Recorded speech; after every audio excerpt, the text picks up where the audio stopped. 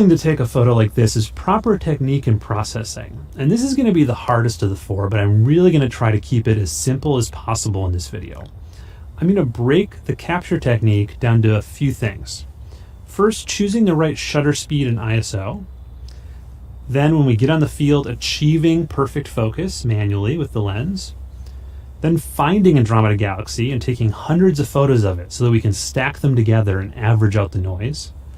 And finally, taking calibration frames called bias, darks, and flats. These each address a different kind of noise or problem with your camera or lens, and by using them properly, we can make our final photo look even better. And then after we've captured our photos, we need to process them to create our final picture.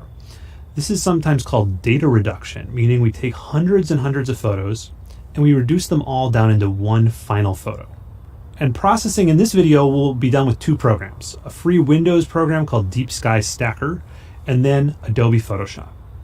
However, in the next few days, I'll release various part 2s to this video that will show you how to process using other programs, including completely free open source programs like Serial and GIMP that work on any operating system, including Mac and Linux. Okay, that was the overview.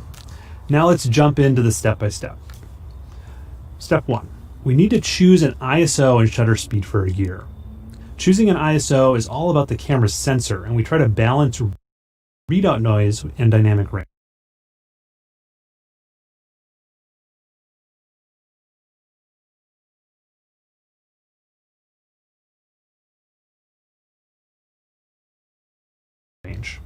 Typically, higher ISOs offer lower readout noise, but at the cost of decreased dynamic range.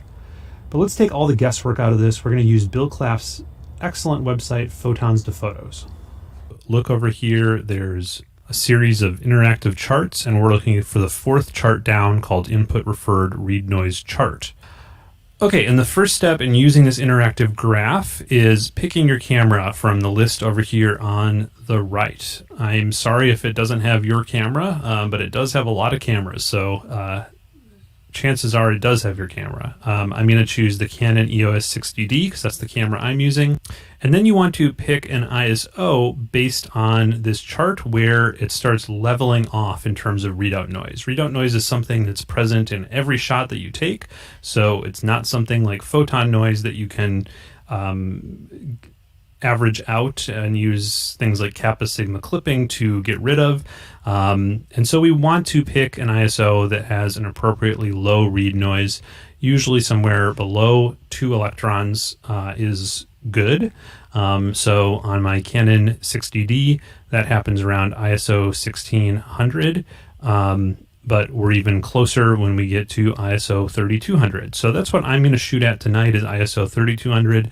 If I was on a tracking mount, I would probably pick 800 or 1600 because then I can do longer shots and then read noise isn't as big an issue.